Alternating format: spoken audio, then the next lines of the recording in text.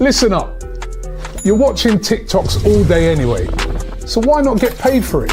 Ever thought about making money from TikTok but you don't have any followers? Well, forget the 1,000 follower rule. GFN Vault has just changed the game. AFTV and DR Sports have partnered with one of the biggest UK creators, Anthony Owo, to bring you GFN Vault. Our agency helps you earn, grow, succeed with exclusive support. With 0 following, you can start earning straight away. No gimmicks, no catches, 100% free. Every big creator started from nothing, including me. So why not you? Whether that is football, gaming clips, or just chatting complete and utter rubbish, anyone can be a creator, just like me. So hit the link right now, get involved, and start earning today with GFN Vault. Do not sleep on this. Yes, people. What are you telling me? What's good? I know you expect the Cecil, but it's me. Through that set, as you saw in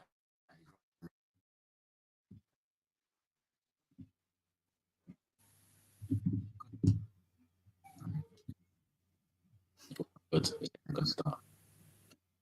Yeah, good to be here, man. Good to be here. Yeah, I can hear you. It kept going in and out. Can you hear me? Yeah. Well, people are saying, Yeah. Yo, what's going on?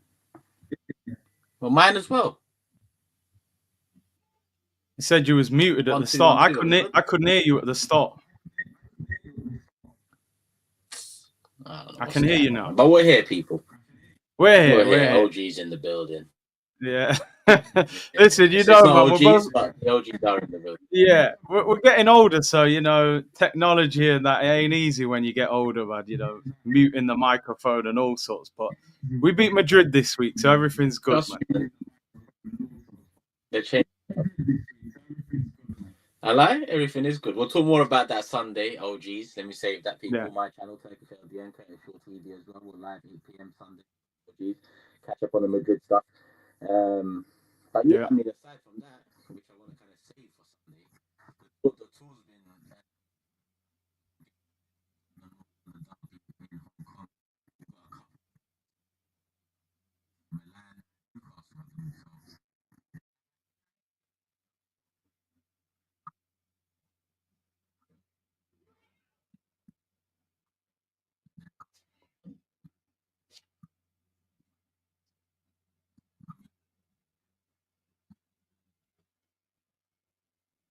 No, it's gone again, bro. I can't hear you again, you know. I don't know what's going on, man. Yeah, I can hear you again now, I think. Imagine I do this for a living.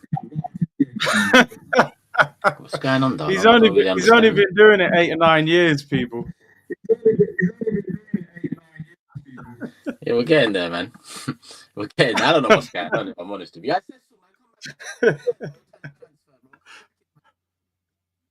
Don't worry, man. They'll put this on AFTV Extra anyway, man. They'll clip that up and do well. My mic is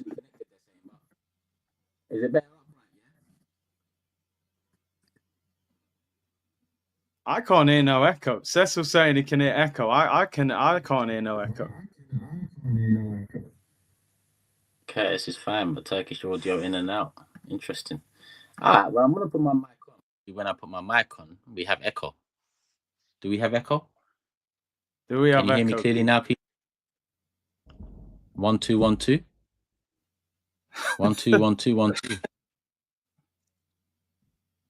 Talk to me, people. Yeah, I can hear you. Yes. That's better. Good now. And there's no echo, yeah? We're good. I can't hear no echo.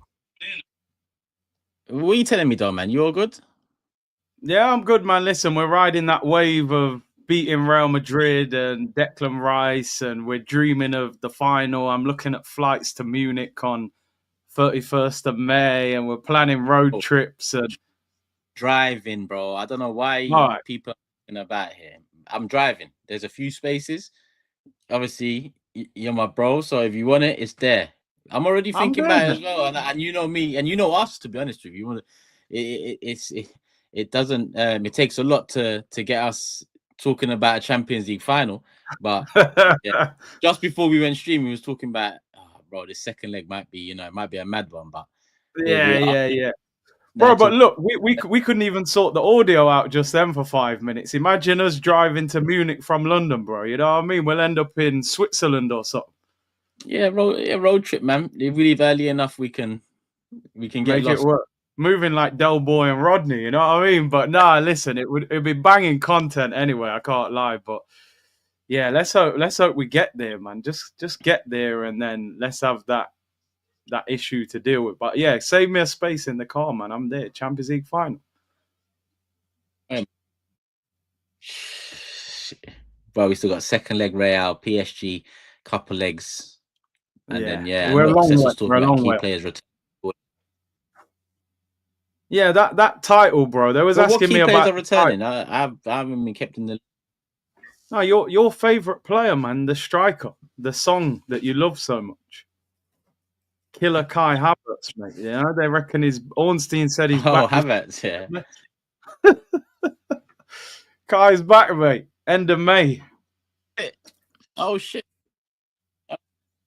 Ready to score a goal in the final, and then everyone get onto me and say, "Yeah." Imagine. Let's see. Yeah, that's what they'll be saying. Don't sing that song, man. Marino's done his thing. Bro, I remember when I don't know what show you was on. I can't lie to you. I don't know what show you was on, but I remember hearing you say Marino. I don't know if he said he was better than Havertz, but he said like he's doing at least what he's doing. And I've seen a few people getting onto you, but I think now, you've been justified. Marino, to me, is a better finisher than Havertz. He's proved it, man. Look at his goal record. Easy. Finish. Instinctive. But all his goals have been pretty instinctive.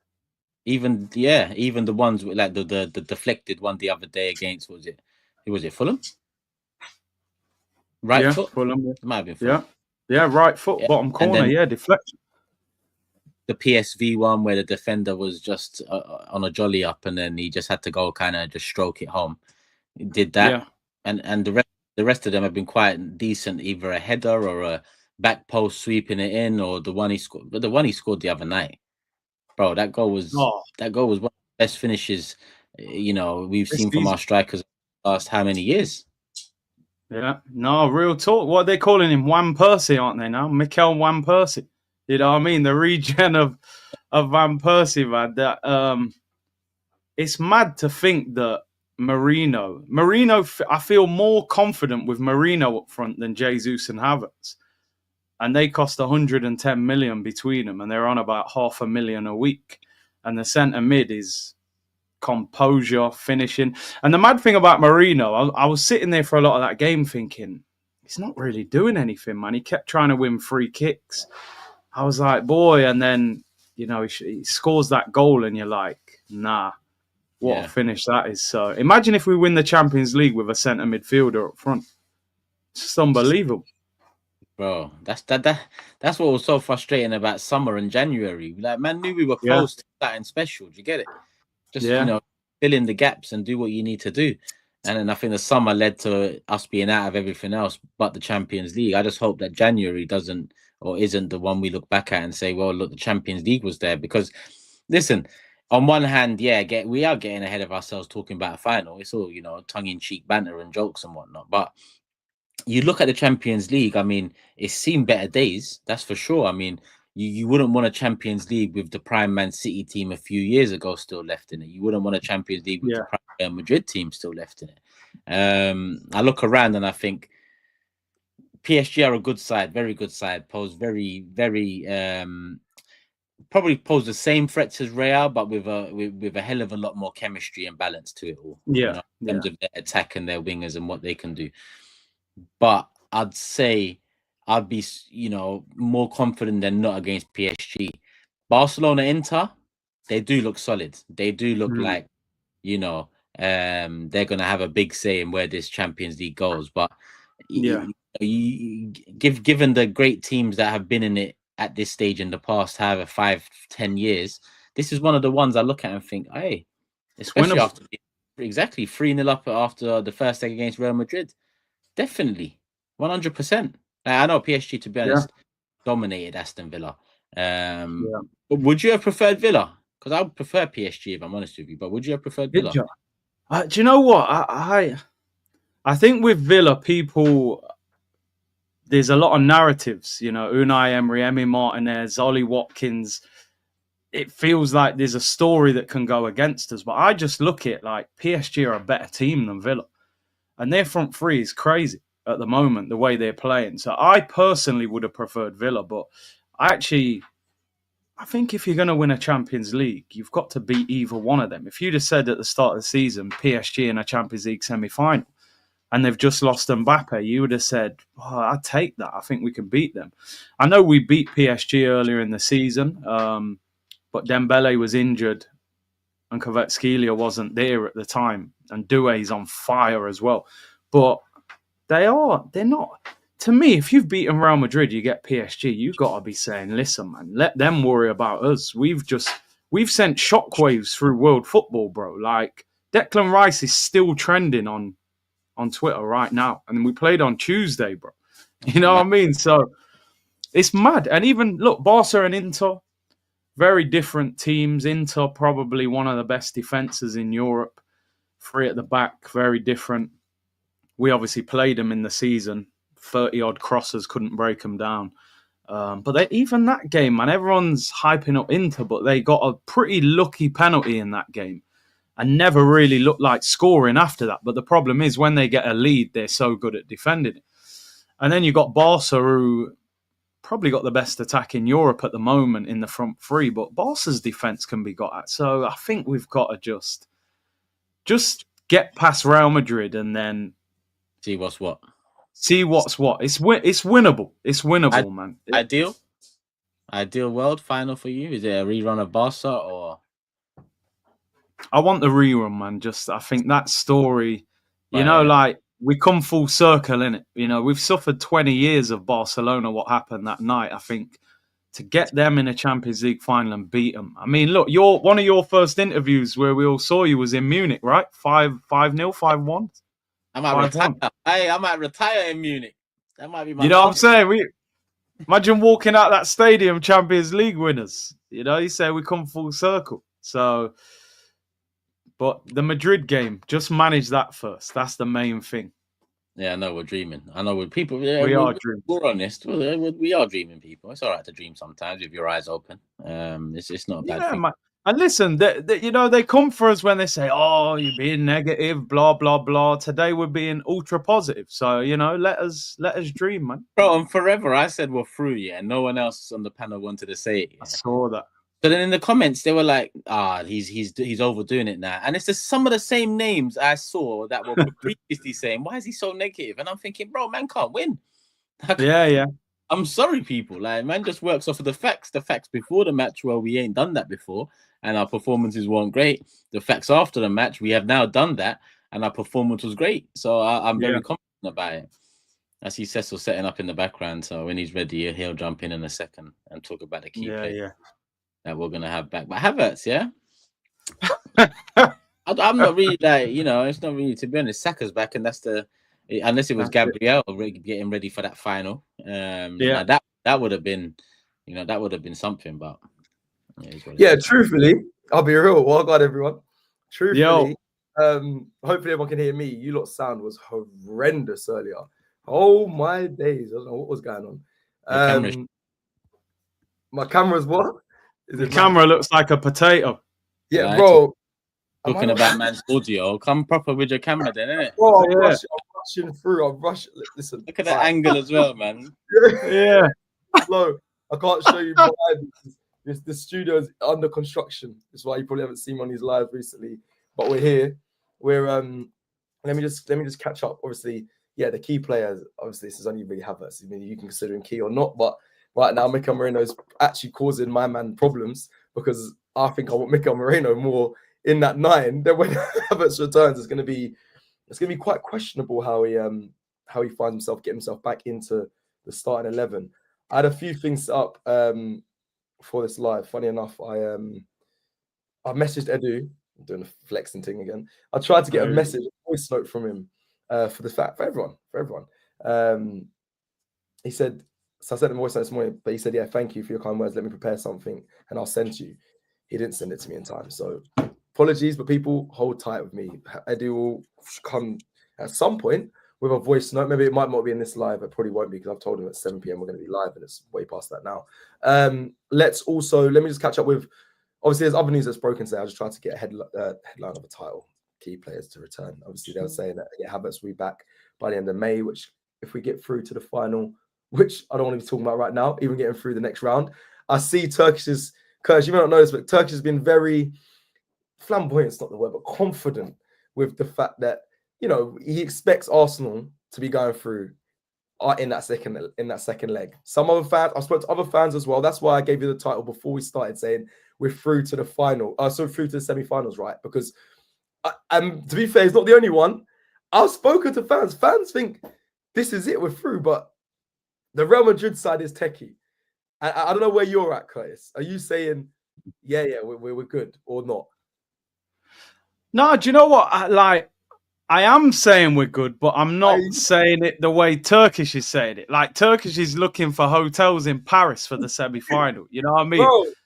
Bro, I've got PTSD as an Arsenal fan. I can't lie. Like, I already said the other day, like, yo, imagine Madrid go 1-0 up in 10 minutes and the Bernabeu's roaring and our team. But do you know what it is? I think we'll score. I think we'll score over this. So yeah, I don't think 3 goals will be enough for them because they're going to have to go for us. And I think they'll leave gaps. And I think we'll get at least 1 goal. But we have to capitulate. We have to capitulate. We conceded 3 twice in 2 years now, I think, Luton and City at the end of that season. So we conceded, because I agree with you, we'll probably score. So conceding 4, as much as it's Real, considering our form and everything and defensively, it would be capitulation. 4 goals. All right. So let's talk about it then in full picture then, because listen, they haven't scored against us. We haven't lost to them. Okay, this is all the gas stuff. This is where people might clip it and all that. Cool, whatever. So I get one side, but it's Real at the Bernabeu. I have a few friends that support Real Madrid. They've all said that they're preparing something down that Madrid way or whatever it is into the stadium. Saw that, yeah.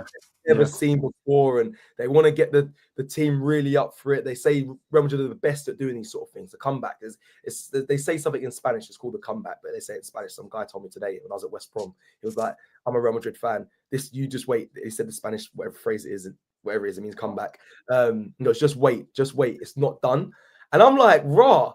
I don't like how assured they feel. Listen, I don't know where I'm at. I know when I spoke to Turkish, when we spoke to him after the Predict 11 video, I said, like, if we go out, I'm going to be devastated because I'll be like, you should never be going out from a 3-0 deficit. But Ramatonda, that's it. This is it. This is what he said to me.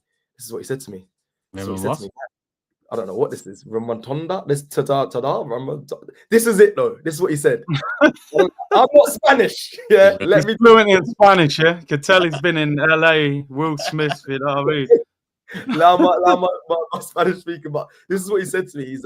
He's the main guy at West Brom Albion under 18s. He's a coach, but so weirdly he's a Real Madrid fan. Very strange, but he actually was his show me first. Anyway, so he so they're saying their revenge is basically ready. They're preparing for something big, but 3-0, and again. The stats will say, you know, Arsenal, you know, they haven't lost to Real Madrid. Real Madrid haven't even scored. That is crazy. But I will be shocked. Because it has to be a 4-0, or they might score a 4, or it might be 5-1 or whatever. I would be shocked because Arsenal can set up to defend. That is our strength. That is something that we can do. I wouldn't say go there and make that your game plan because that invites pressure. I've been a team that's done that. That just tries to stink out the place, and the pressure eventually.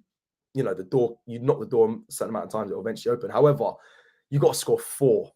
I'm not saying it's done, though, because like Turk said it, when I said the Predict 11, he said PSG. I said, brother, you just said PSG. He goes, you heard what I said. So I know where you're at, and that's fine. And maybe as a fan, should we be like that as well? Like, because realistically, that should be the standard we should be saying is like, at this point, you shouldn't be losing or going out at this stage, especially when you're 3-0 up. Has anyone's thoughts changed? Then, so Turkish, I'm sure yours hasn't. But Curtis, are you what percentage are you saying then? I'm gonna back if you lot continue this. By the way. Oh yeah, you can shoot. Thank you, Turkish, for cutting me though. Later on, bro. OGs Sunday 8 p.m. Turkish LDN. Make sure you're there. Let's not ruin the convo now. Big up Cecil, Curtis. I'm tuned in. I'm in the chat. Love for the love. I'm at. All right, let's get to it. All right, let's talk. So go on. What percentage are you that Arsenal go through? I would say I'm like 80%, 75, 80%. 75%, 80%. Okay, yeah, Turkish is 80%. You're 75%. I'm nearly there, but that little 20 is just. It's not. It's a burnabout, and and I look at like if we can score. All right, let's look at it like this. Yeah, realistically, at half time, we should have been winning already at half time. Like football is fine margins in it, bro. Like when Saka's putting them crosses in, you're like, where's the striker? Who's on the end of that? Should have been 5. And then you look at Mbappe. Mbappe's kind of one-on-one from that angle. You're thinking, I'm surprised he never scored that. So, and plus Real Madrid, man, they're known for having referees as well, just dodgy penalties and red. Let's not get it twisted. The ref was, bro, that first half, he was giving Real Madrid everything. I'll say up to like 60. Until we scored, he was kind of giving everything. I know he red carded Camavinga, I get that. But before then, there were some things I was like, how is a ref not giving this? And someone actually mentioned that in the box part watch them. They were like, they're notoriously known for having refs on their side. And I felt like it was going in that way. But luckily, that wasn't the case because the ref couldn't really affect the game too much. At the Bernabeu, it could be completely different. It could be different. Do you know what I saw? I saw Real Madrid fans complaining about Luis Skelly's stamp on Jude. They were making a big thing out of that. Did you watch I don't think so.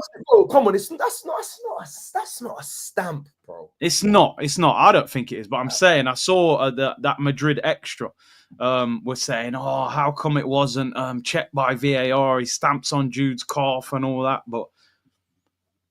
No, I didn't think. I'm not on that. I think he's, and when you stamp someone, there's always a moment where I feel like from when I've been playing, the eyes will give it away at sight. There's a slight look. You obviously look. You know what you're doing. I thought it looked completely innocent from the whole time. He didn't exactly kick forcefully at him. He's kind of just like. If anything, I can say he might have tried to kick him away or push him away, but not. He's not. That's not a stamp. He's not like intentionally trying to dig his studs into him. Plus, I wouldn't expect that from Mars. For me, that's a reach for Madrid fans. I think so. We are going to talk about some of the other things that happened today, the Vinay stuff and all that. But I actually want to indulge in Real Madrid a little bit because of course we have. We haven't been on here in a minute. Yeah, we haven't been on here in a minute. We haven't been together in a long time. I think. Well, you was over there with Mike Lowry. I thought you was making Bad Boys 5 or something. You know what I mean? I have to say though. That was like, no, because we always, we talk about what's been going on. When I seen that, I was like, yo, that's Will Smith, like Will, Fresh Prince, Mike Lowry and Bad Boys, like, yo, and you're just playing football. You're teaching him how to control the ball and stuff. I'm like, nah. That was crazy. Wild. I can't lie. I wish I had, I wish I was here earlier so I could prepare some of the assets. Because there's some things obviously people wouldn't have known or seen, but we can talk about it now because this is our show. This is me and you show, and I feel like the stories I think are the best placed on these sort of lives. So like, just let's just do the full context. You don't mind me running this little story? No, run it, man. No rush. All right, cool. So for people that don't know or do know, Turkish probably switched off now because he's probably heard this story. And I've said this to so many people in the office recently. But so I do bits for CONCACAF. CONCACAF, obviously, UEFA. It's like UEFA, it's like a governing body of football. Cool. So I land in LA, but I've landed late because I've landed a day later. I don't know if you heard the story. My Esther. Here's anyone listening. Yeah, listen to this information carefully. If you have a new passport, if your passport's run out and you update and get a new passport, renew your Esther to the new passport. That might be common knowledge. I don't know, but it was not for me. I did not know that. There's some other people that DM me as well. I didn't know you have to do that. It doesn't transfer over. Does not do that. You have to. I've only just recently bought an Esther before 6 months roughly I've used it for is 2 years. Obviously, it's Valleyfield. I had to buy another one. Yeah, money thing, cool, whatever. Yeah. So I didn't know that. So I missed my first flight because I got a new passport. I didn't update my ESTA to it. Cool, wicked, all good. It's common knowledge. Just such. Okay. Forgive me. I'm not common knowledge. Sometimes isn't always as common. So I missed my first flight. The next day, I'm a day late. So I'm stressing because I'm like, I've missed a day of work. The team have arrived, like Mexico and all that. I should have been there for that. Yeah, it's a madness. So I arrive and they say, look, Cecil, it's your travel day, which is fair. You've traveled all the way from the UK through the night. Boom, boom. It's the next day. You can go to the hotel and chill because you're probably knackered. And I'll be honest, I feel like I stank a little bit. You know, when you sit on a flight for 11 hours, it's not good. I hadn't eaten either. I don't eat airplane food if I'm in certain places, certain areas of the plane. So I didn't eat any of the food. So when I got picked up with my suitcase and all that, the CONCACAF team said, look, yeah, we're going to go to the US men's national team closed training, but we can take you back to the hotel first to just chill. I've gone, but I want to come. They said it's a travel day, but I was like, no, but I said, come on, closed training. I said, I want to see that. I was like, they're like, we might not even do any content now. I said, brother, I don't care. Bring me there, yeah. Let me see. Boom. Big up everyone. People saying they didn't know that. It's not common knowledge. Thank you very much. I'm going to get to super chats after this story. So then we arrive at Dignity Health Sports Park. You might remember that. Were you at the LA Galaxy? Okay. Good football. I remember that. We were there for the Bournemouth game. You were there, innit? Bournemouth, yeah. Cool. So that's where we arrived. So I'm pulling up like, I've been here. What the hell? I was trying to work out how I'd been here. And then my boy for CONCACAF said, look, go on your iPhone, go into maps, and then you'll be able to see the photos that you take. Found out it was the Bournemouth game. That Bournemouth game was overpriced, pretty dead game, but there was hardly anyone in the stadium. But we went and watched Arsenal versus Bournemouth there in pre-season, lost pre-season. So we went there, and there's a training ground there. We arrived, bare security, big security, man. They go, Cecil, AFTV. I said, what? You man watch it? I said, cold. So anyway, I walked in, the security, so I'm already gassed. I'm like, security's reckon that's mad. Anyway, so we're watching a closed session, yeah? Pulisic, Chris Richards, Yunus Musa, Bearman. Balogun there, was he in? No, he wasn't there, which is annoying. Balogun wasn't there, nor was Austin Trusty either, which is annoying because I kind of know them, man. Matt Turner and that were there. So they're all doing training sessions, yeah? Poch is there. Obviously, this is my first time actually meeting Poch as well and seeing him. So I'm like, cool. Boom. They finish training. They send them all back into the canteen to go eat. But some players stay out. This is the information that no one knows about. So I'm going to give you some more stuff. I spoke about this with Robbie. The players that stayed back were Chris Richards and Yunus Musa, yeah? They had head wraps on. Like head wraps. I don't know what to explain. Bro, it was it's my missus' bag, yeah. Like this. Mad thing, yeah? Just like very weird things. Look what man's doing on AFTV. He's putting a handbag on his head. I'm trying to give you man a cool picture, yeah? That's what they're doing. So they've got this thing on their head, yeah? Bare sports scientists around them, burying them, yeah? I said, yo, what? I said, what's this? Because they're taking penalties. I said, what's that? They go, basically new technology. They're trying to test brain waves of the players, yeah? So in a penalty situation, they're trying to make them basically have a calm state when they're taking penalties. Yeah. So I'm like, all right, cool. But in my head, I'm thinking, brother, they're in an empty training session on the pitch. This is not the same as a highly pressured situation. You're in front of a stadium full of fans and hundreds of thousands of people watching. I didn't say anything. I'm not the expert.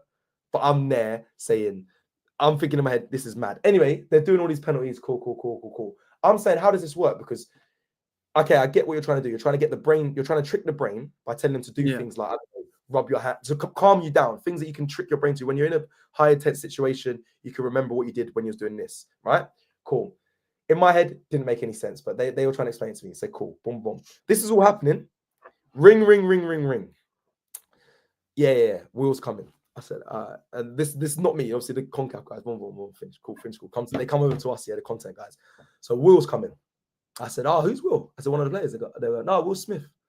I said, the Will Smith. I said, wait, the Will Smith or Will Smith? Is he a player? Like, is he a? Because I'll be honest, the US men's national team, they're drafting 3 players that I didn't really know. Diego Luna was there. Some other man that just these are left field like MLS man. Yeah.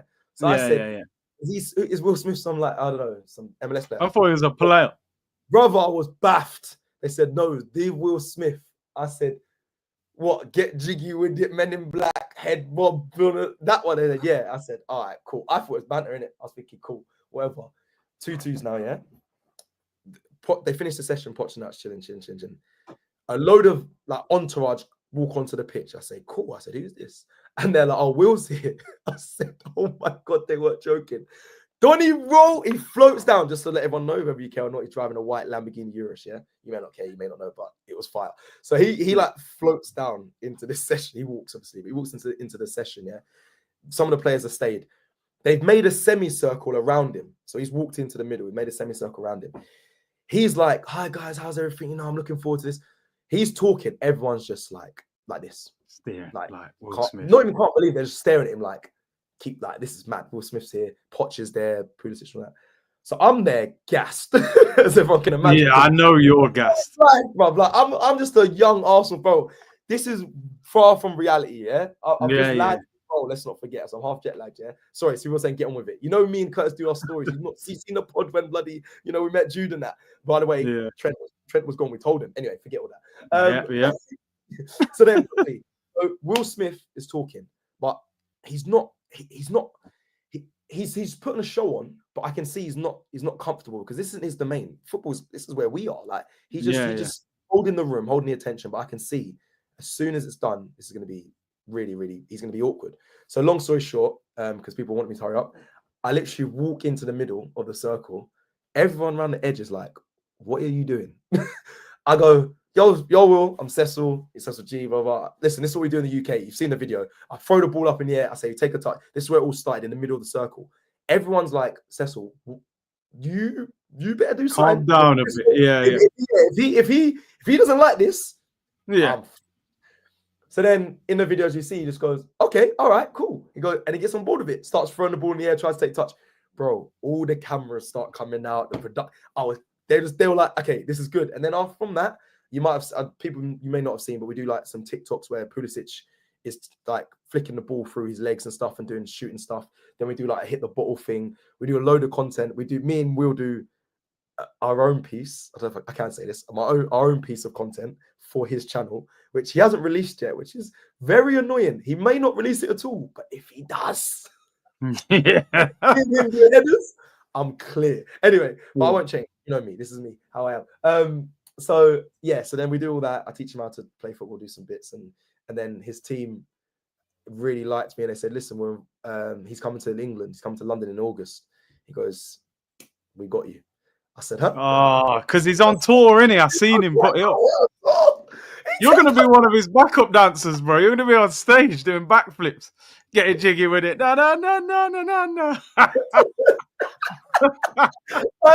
Guys, we're going global. We've got LA, bro. We've got a new guy. Will's our boy, bro. I'm telling you, next time Will's do the tech, we'll do our own thing. Forget, we're not queuing for no clubs. We're not paying to get into clubs to see Mandem. We're rolling with the Mandem. That is mad. No, it was sick though. When I seen the video, I thought, and then now he's saying link up when he comes to England as well, man. Them connections there. Head was gone. Bro, Will Smith's next level. Superstar, bro. One of the best. Trust me, bro. And like, I just like, obviously people will joke about the slap and all that, but he's actually a really nice guy. My biggest worry was like, I've watched you all my life. I've grown up on your films. One of my favorite films, one that hit me deep was Pursuit of Happiness, and many other films. There's some Grub and Black and all that, Wild Wild West. But like, I was worried he would have been just a dickhead. I'll be real. I was scared because I don't know. You never know. Like he could have been that, and it would ruin everything. It would ruin. Everything. But he was he was cool, man. And I got a big forward and wheel up from CONCACAF after that. They were happy, and like it's just mad that obviously I was in Wembley like the week before that with a charity match, which he was at as well. Then be with Will Smith, and then it was crazy. So soul smiling, as you say, innit? Soul smiling, bro. Soul smiling, yeah. Soul's happy, man. I mean, yeah. Hopefully things can continue. I put a post out saying you can't top March. No, yeah. You can't top March. April's gonna have a tough time topping March, yeah. But we've just slapped Real Madrid 3-0. So I'll be real. It started well. It started strong, and if we go through and knock out the current champions, April can talk to March. I'll be real. I think. Listen, I've been away a bit as well. Sorry to the community as well. Listen, me and Curtis, we want this show. We want to make this work. We want to push it more. We want more stories. We want more like good things like this, good conversations. I think we talk Arsenal on our own careers very well and know it from a footballer's perspective. But again, a lot of the days that we normally do Tuesdays, the games have fallen on Tuesdays, so we've missed this live show. And on top of that, I have been away. And yeah, at the moment things are a bit mental, but we're here. I think that's everything up to date. I mean, a lot of things happened. I mean, Ballers League started. I'm doing bits. There's a lot of things that happen. Baller League, sorry. There's a lot of things that happen. But anything else you guys want to discuss in the community, let me know. Curtis, same thing in the chat, and then the same thing with you, see. But I do want to look at that Real Madrid game because I'm still I'm still enjoying it. I'll be honest. I know rival fans keep saying, "Oh, like this is why Arsenal can't win the Champions League because look how much they're enjoying just to win. Like they ain't even won it. They won half time and all that. But there is some big things to talk about. I mean, that I keep saying it to people. Yeah, the free kick's mad, but to do it twice is insane. It's insane. And I saw the compilation of Declan Rice's 12 free kicks up until this point.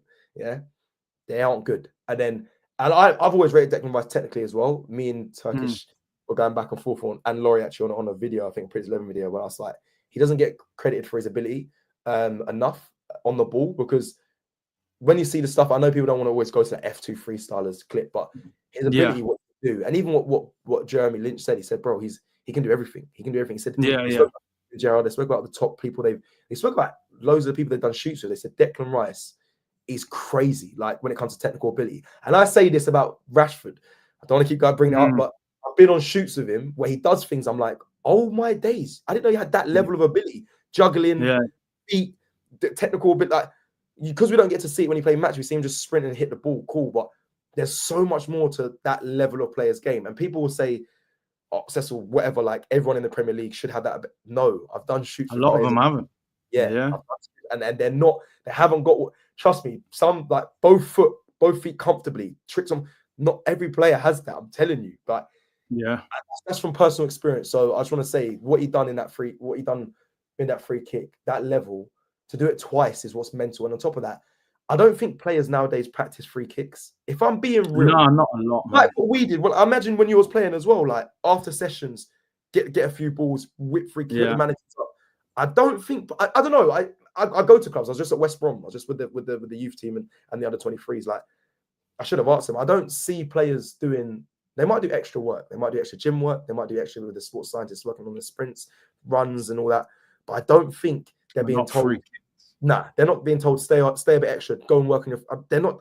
I don't believe that nowadays. Bro, you got to look at right. We haven't scored a free kick since 2021. Martin Odegaard against Burnley. You know what I mean? So as a club, we've waited 4 years for one free kick, and then I think Pepe scored a couple just before that in that Europa League game. But I was saying earlier, man, I think that second Rice free kick, I think that's one of the best free kicks I've ever seen. And I think if you're looking at Arsenal, if I think about the best Arsenal free kicks, I'm thinking Omri against Wigan when he says to the ref, is that enough in the Burgundy, right? And then I'm thinking Santi Cazorla FA Cup final.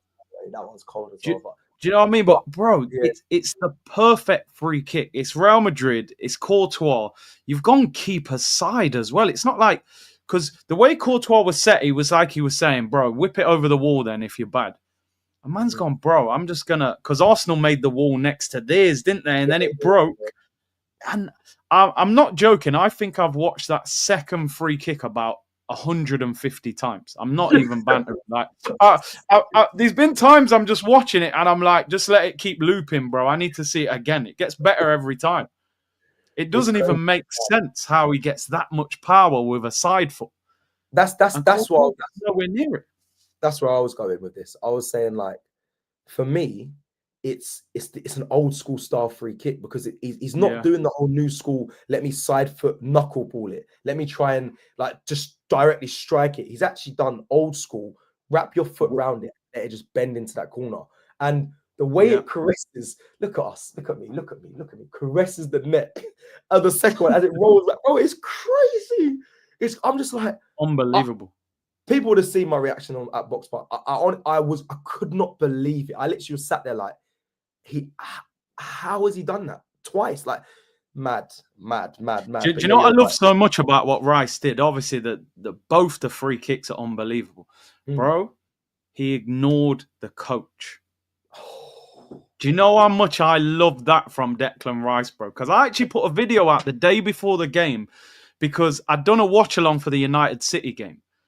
And obviously, our game against Everton was not great. So I'd done 2 watch-alongs. And I'm saying, what is going on to the Premier League? Like, there's no freedom, there's no entertainment anymore. So then when we watch that game, and Jova's telling him whip it to the back post, and I love in his interview where he was like, it didn't feel right. The Madrid, the defense was too high for him to cross it.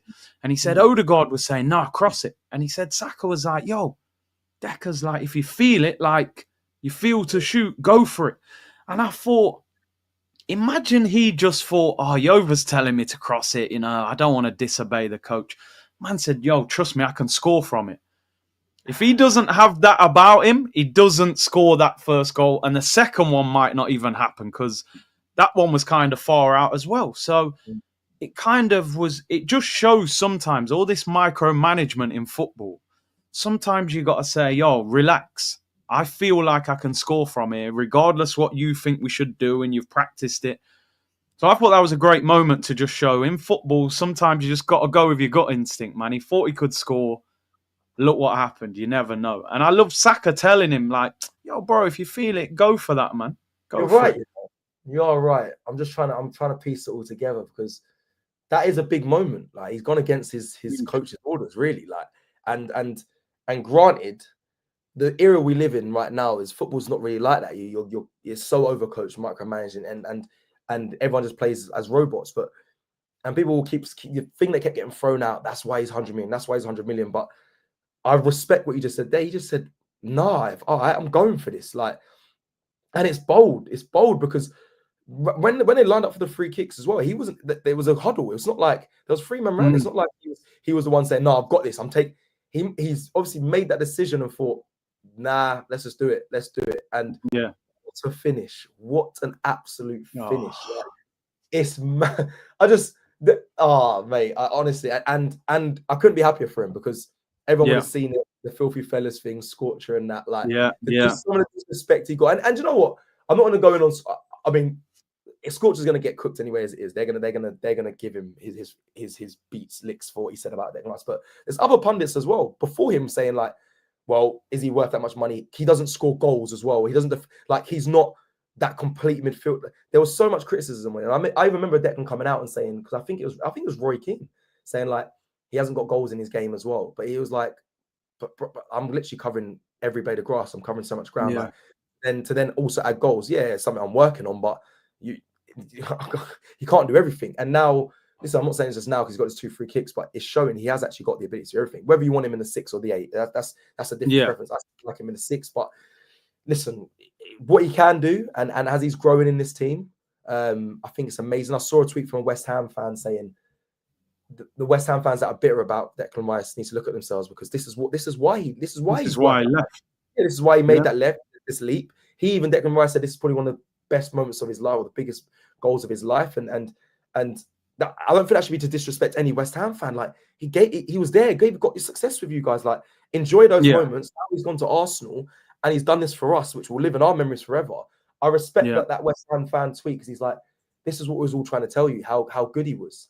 Like, he is a player. Don't look at it bitterly. And I think I even spoke to Nicky. Well, I'm going to speak to Nicky about it. I think he'll have the same opinion because I speak to Nicky actually quite a bit, funny enough. And he's like, I've been telling you. He goes, when I saw him in the academy and coming through, he goes, he's the best I've seen, like over Rio, over Lampard, all of that, which is a huge thing to say. He got a lot of criticism for it as well. He says that for it, but he goes, I'm telling you, he is unbelievable. And he couldn't go happen to a better person, like a nicer guy. He's top guy as well. On them tours, he's top guy, isn't he? Such a good moment for him. It was a great moment for him. And I think with Rice, to be honest, even I've been in at times the mindset in the 8 of, is he an 8? Maybe do we put him back in the 6? But I think it's a transition season for him. I think you can see that Arteta wants him in the 8. He probably wants Zubimendi in the 6 next year. And I even seen an interview with Kevin Nolan, who was West Ham coach, obviously played and stuff like that. And he was saying like this similar, and it's crazy that he even said this. He goes, there's similarities between him and like Gerrard. And I was like, wow, that's a bit much. He goes, no, he said like when Gerrard came through at Liverpool, he was very much aggressive, tackle, keep the ball, wasn't scoring loads of goals. And he transitioned into that box-to-box midfielder who started to shoot more. And I think with Rice, he's probably a box-to-box midfielder. He's not quite a 6 or an 8. They want him to kind of play in between where you defend, but you're the one that can join in. I think it's going to take him some time to adapt to that role and attack a little bit more because he's been a defensive-minded player.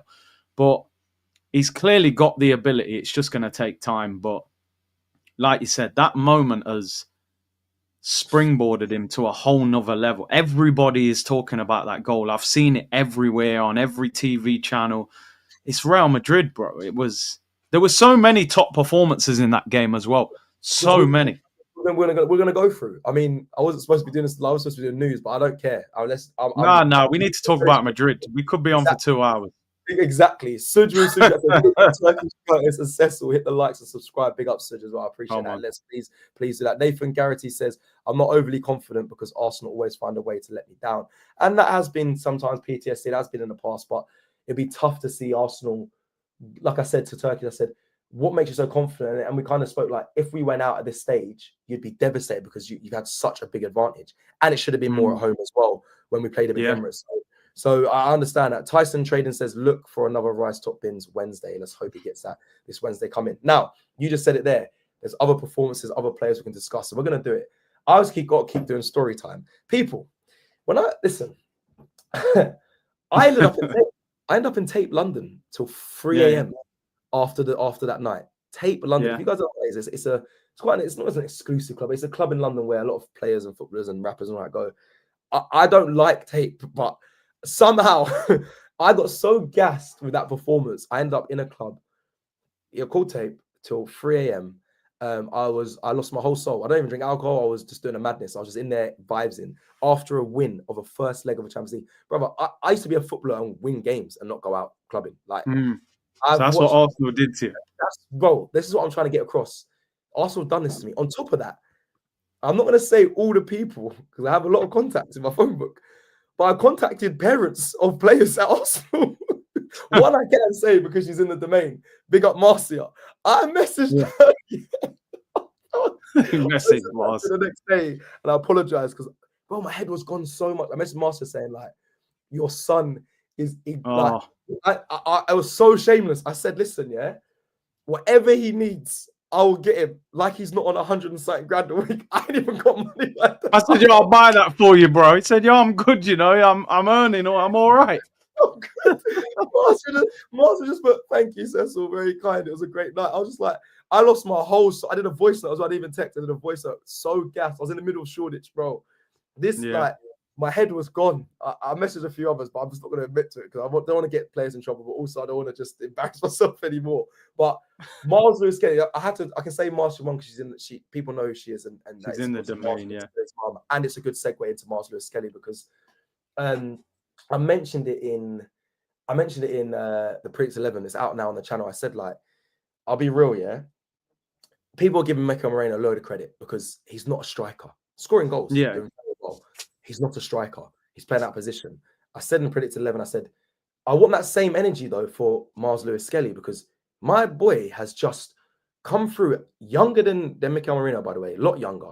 He's playing out of position. He's a midfielder, and I can see already he's a quality midfielder. I've watched him in the academy. I can see already he would be fine in midfield. He's playing out of position in a left back position, and on top of that, he's booked himself into the England squad. He got into the England squad this year as well, in that position. Like, we're not giving enough credit for a player that's playing out of position that age, and then you're coming up against. Bro, look at the players you're coming up against and keeping them. That kid. That's why I did the voice. I lost my whole soul, but I respect credit because it's crazy what he's doing. Bro, can I say something, right? Go. Miles Lewis Skelly's performance against Real Madrid was as good as the Jack Wilshere one against Barcelona. And we talked about that performance for like a decade after. For ages. Man said generational. Wilshere's just bossed Iniesta and Xavi as a teenager. We never stopped talking about that. This Miles Lewis Skelly performance was generational. Because Declan Rice scored two of the best goals we've seen in a game, I called it Declan Rice week. Yeah, he's been on the green screen all week. It's his week. He owns the week. But let me tell you something. That Miles Lewis Skelly performance was generational. You're not a left back.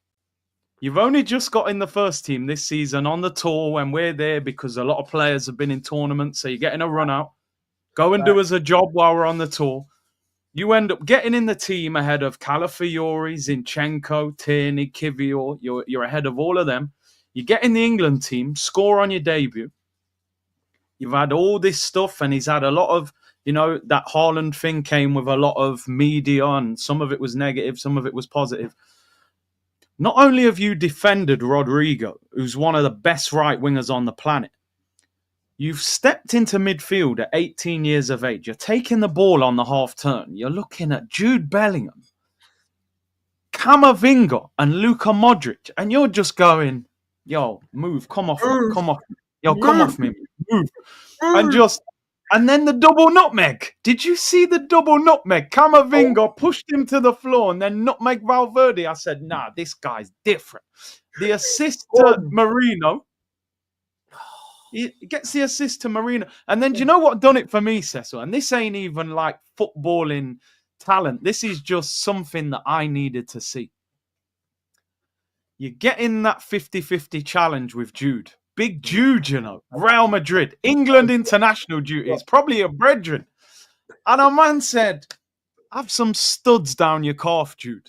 Yeah, fair. Have a few studs down your calf, bro. And Jude's probably looking at him going, brother, I was on international duty with you 4 weeks ago or whatever. You said, yo, hold some studs. I was looking after you.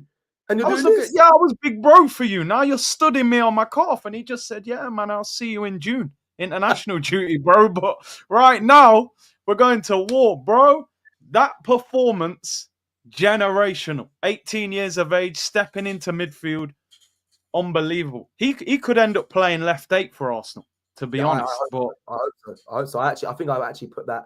No, I didn't put that in the predicted 11 for this game. But I want to see that. I really want to see that. And you bro, what you said there was top tier as well. There's a thing, right, when you play football. It's something that I've noticed in his game. We know he holds on to it, cool. We know, and he, to be fair, most of the time comes out successful. But what he did against Real Madrid, he did that, what you kind of mentioned. He took a touch, he pushed it into midfield, and then what he did, he waited for, which I was shocked by, because I was like, pass it.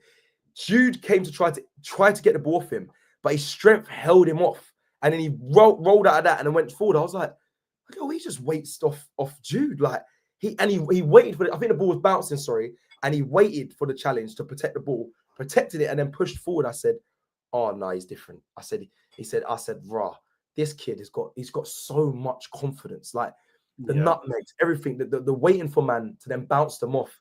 The fact that, like you said, remember that was his first time in England cap. Like them man are welcoming him.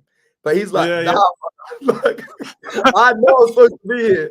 And do you know what's making me laugh as well, yeah? Do you remember we had that live after Leicester? We said, like, Ethan was probably looking at these men like, at Arsenal. I'm like, better than you, man. Listen, I'm not saying, that's one of my funniest moments. I can't lie. It makes me, because every time I think back to that live, I actually piss myself. Because, listen, don't get me wrong, it's a team effort to beat Real Madrid. But some of them youngsters must be looking around like, nah. You man aren't with that. You're not gonna have problems. I'll be real. And I love that. I think that's a good problem to have. That's a good thing. I hope the players actually, Ethan and Miles, I hope they are thinking that. It's not even arrogant confidence they need to go to the top level. But like, because they are doing things that as teenagers, that is unbelievable. I don't care what anyone says. You can say it's Arsenal bias, you can say whatever, but I'm sorry. Lamine Yamal, younks are flying. I mean, some from the Euros and whatnot. Listen, these boys are just as young, and they're doing amazing things as well. And if they get it over the line, listen, the Champions League final is a long way away, and I'm not looking at it right now.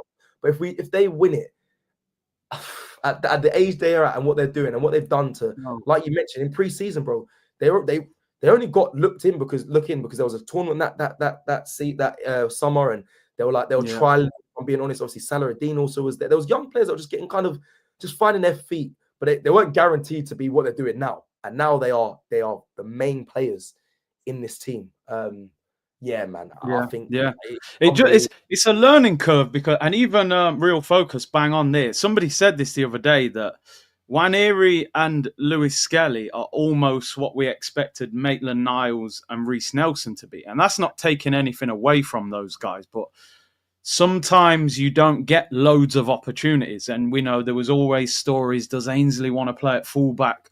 You know, Lewis Skelly's a centre mid, but sometimes you got to get him where you're fitting. Trent was a centre mid, he goes right back, he makes a world beater career for himself. Lewis Skelly might want to play left 8, but if you have to play left back and have a great career, I'm sure you're going to be happy to do that. So you've got to grab your...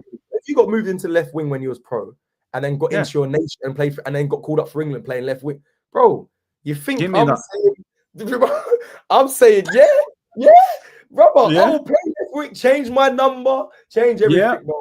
Put me on the bro, put me all the way on the wing, touchlines, get the chalk on the boots, bro. I'll be your left winger. Yeah, all of that. When you up for your nation in that position as well, that just shows your level. And on top of that, the confidence to say, all right, cool, I've done it here, but I know I'm even better there, bro. Then you're destined for greatness, man. Do you know what I have to give? Do I have to give Arteta a bit of credit? Because people say I don't give him enough credit. So when I give him credit, I have to say, listen, clip this up. Yeah, you know what I mean. He could have easily took an easier route and said, you know what, Lewis Skelly's 18. Maybe asking him to invert is a bit much. You know, I'm asking him to do 2 different roles. He could have gone, Timber, you go and invert and let Lewis Skelly. So it's a big show of faith from Arteta because he's almost playing 2 positions at once. And you're putting him in a danger zone in midfield. You know what it's like? You lose the ball in the middle of the pitch, it's danger. You know what I mean? So it just shows how much faith Arteta's got in him to say, you know what, I don't mind you going in against Jude and Modric and these guys. So, but yeah, there was a lot of performances. Thomas Partey for me, I have to mention him because I have to really look at the club now and say, I think as fans, we need some transparency about what's happening with this guy, because when you're playing like that and your contract's up in June, I need to know what's going on, because you can talk about Zubimendi at 50 million all you like, mate, but I don't know if he can play like this guy's playing for us at the moment, you know? So he was exceptional in that game, man. We had to win the midfield battle, and him and Rice, Odegaard not so much, but them two. But Partey was just... It's unbelievable. The general. It's unbelievable. And you make a good point. I think I get a lot of I get criticism because I don't always see how good he is. But this season, I've seen levels on top of levels, because I've seen glimpses of it in previous seasons, but not to this.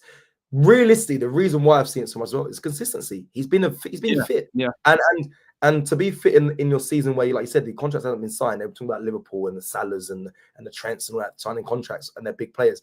Thomas Partey now for me is a key player that you're probably going to listen. He's proven he can stay fit. When he's in that side, the levels have been up there. I think you need to start considering trying to keep hold of Thomas Partey. I don't care what anyone says, because he was phenomenal in that game. He was key to Arsenal.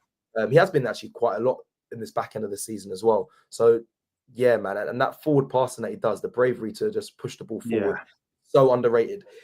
And he is so key to Arsenal's attack.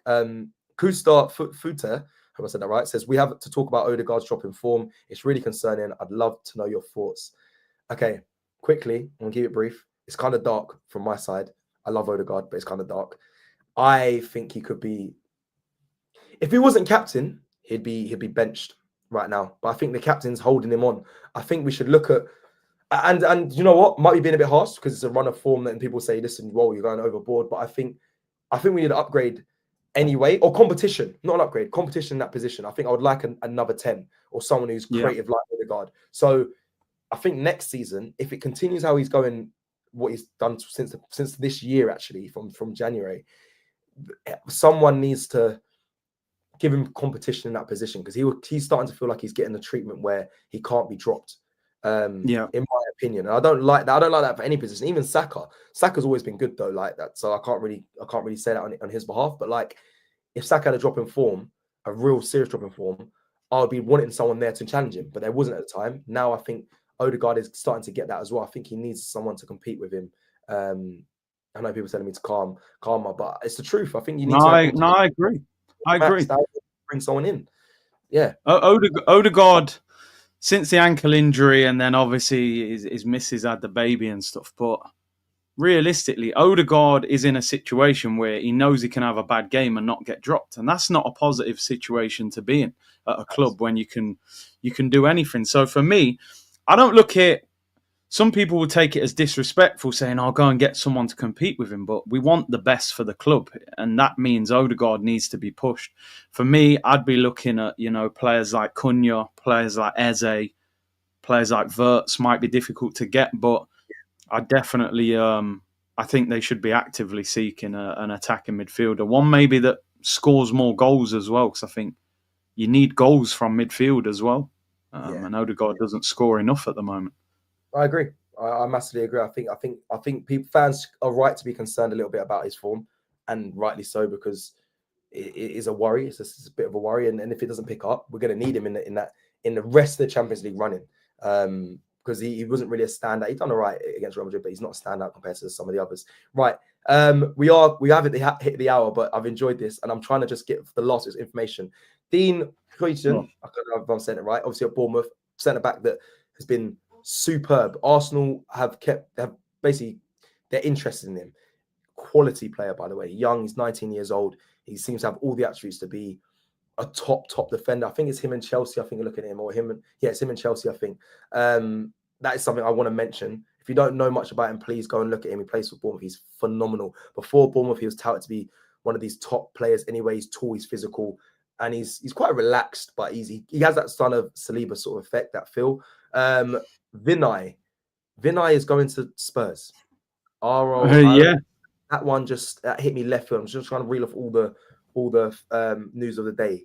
Vinay's going to Spurs. I don't know I'll be real. I've met Vinay a few times. He's a guy with their hair back here, and it's a bit mad. His hairline's crazy, but I don't know. Listen, I don't know the ins and outs of what everyone does at the club. I don't know. He must have done something, because I think the resurgence of Arsenal was factored with, like, okay, the Mikel Arteta. I think Edu's part of that. It's sad he's obviously going as well. He's obviously, if you haven't seen it, he's delivered his goodbye speech, his goodbye message. You can go on his Instagram. He's thanked everyone. He's going as well. His garden leave's done. So watch this space. But so he's gone, and then obviously Vinay's now gone to Tottenham. I don't know what they're looking to do, why that move has happened. Maybe because I don't know. Will that benefit them? Will it better them? Again, I don't know how much Vinay did for Arsenal.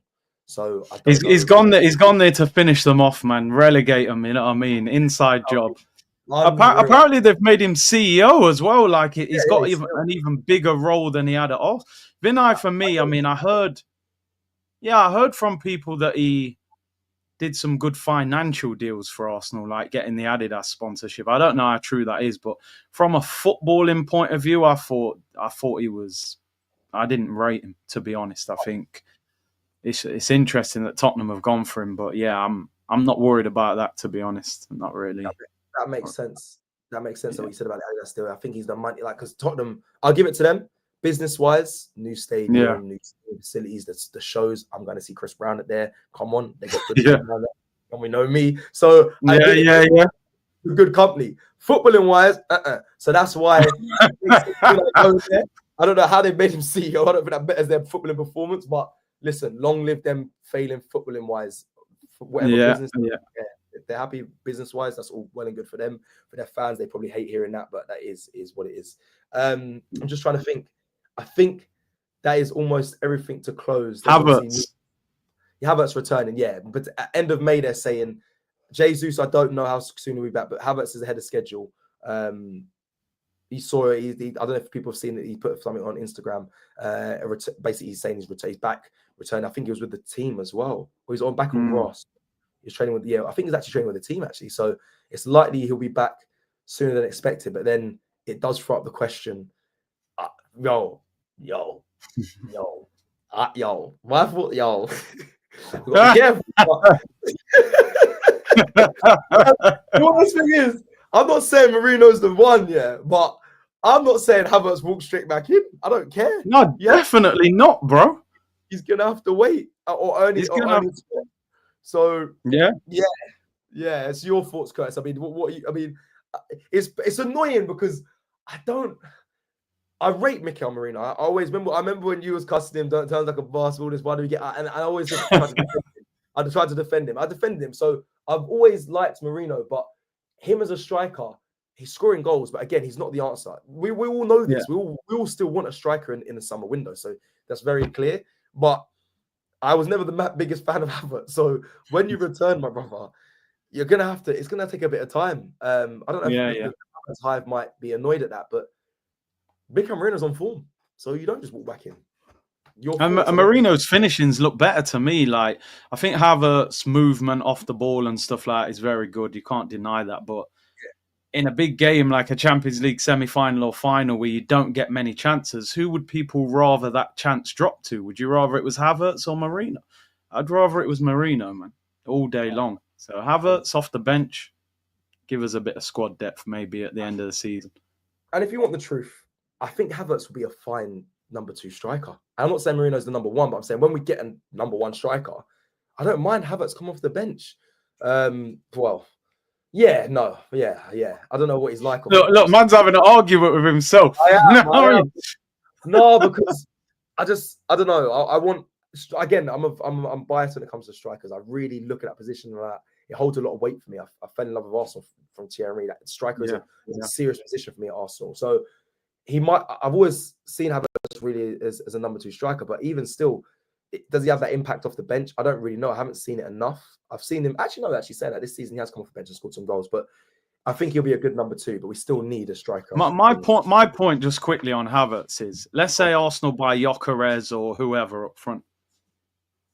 How can your highest paid player at the club be your backup striker? Like, what other team does that? Your top paid is meant to be Mo Salah or Haaland or Havertz number 2. Surely if Arsenal buy Gyökeres, Havertz is then in that situation where you might have to move him on, because financially you can't have a 275 grand a week backup player. That's just madness. It's true, I just clocked. You can't go back on wages. You can't drop man's wages. That doesn't happen in football. They tried to do it to me. I got offered I was on a scholarship, getting scholar wage. They offered me a non-contract at Crawley. Oh, wow! I went backwards on you. Like I was earning. Do you know what? Actually, I don't want to say the wage. I was earning little money a week as a scholar, and they said, I want to sign you, but we haven't got much money. Would you take a non-contract? I said, so wait. So I used to be under 18s earning a certain amount a week, and now you want to offer me nothing? But are you, what the hell? So mad things like that do happen, but not anymore. You don't ever see players. I don't think you ever hear players going backwards in their wages. So their money. Yeah, we might have to look to move them on. But again, that's down to the new Andrea Berta and then man there. I'll leave that to them to sort out. Curtis, it feels good to be back, brother. Hopefully we can get more. I'm trying to get some more consistency. Obviously, games I don't think are falling too much on a Tuesday. I'm away in Madrid next week, so we'll have to work out when we can try and jump on the live. We'll probably do it from there. But yeah, thank you for joining, everyone. To Curtis as well. Thank you to you. And yeah, love to everyone that's joined us. We are going to keep trying to push it. Like the video on your way out. It helps the algorithm. Comment as well after. Go and check out Curtis Shaw TV as well. Go check out his channel. He's doing amazing things on there. I'm a big follower of it as well. I try not to repeat conversations, so I watch a lot of Curtis's stuff as well. Knows the game very well. And good vibes and banter always. That's what I think this is what this is about anyway. Love to you all. Let's hope. I mean, we didn't even speak about Brentford, but who really cares about that? Don't worry about that. We'll talk after Brentford and just before Real Madrid. People, love always. I'll speak to you soon. And thank you, Turkish, as well, who joined. I don't know if he's still here, but thank you for covering the start and starting the show. Love everyone. Peace. Listen up. You're watching TikToks all day anyway, so why not get paid for it? Ever thought about making money from TikTok but you don't have any followers? Well, forget the 1,000 follower rule. GFN Vault has just changed the game. AFTV and DR Sports have partnered with one of the biggest UK creators, Anthony Owo, to bring you GFN Vault. Our agency helps you earn, grow, succeed with exclusive support. With 0 following, you can start earning straight away. No gimmicks, no catches, 100% free. Every big creator started from nothing, including me. So why not you? Whether that is football, gaming clips, or just chatting complete and utter rubbish, anyone can be a creator, just like me. So hit the link right now, get involved, and start earning today with GFN Vault. Do not sleep on this.